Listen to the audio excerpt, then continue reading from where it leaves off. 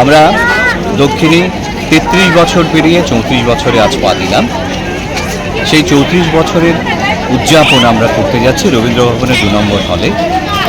সন্ধ্যায় ৫:৩০ থেকে এক মনোজ্ঞ আবৃত্তি সন্ধ্যা রয়েছে।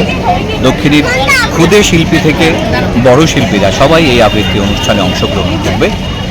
আবৃত্তির প্রচার এবং প্রসার কল্পে আমরা দক্ষিণের মেলার মাঠ ক্লাস থেকে এই রবীন্দ্র ভবন পর্যন্ত শহরের বিভিন্ন পথ পরিক্রমা করে এক বর্ণাঢ্য র্যালি এইমাত্র আমরা সম্পন্ন করলাম। আমরা সবাইকে আহ্বান করেছি, আসুন আমরা সবাই মিলে এই আবৃত্তির প্রচার এবং প্রসার কল্পে দক্ষিণের এই পদযাত্রায় সবাই সামিল হই। আপনাদের সবার সহযোগিতায় দক্ষিণে ৩৩ বছর পেরিয়ে ৩৪ বছরে পা রেখেছে। আগামী দিনেও আমরা সবার কাছে তেমনি সমান সহযোগিতা এবং শুভকামনা আশা করি।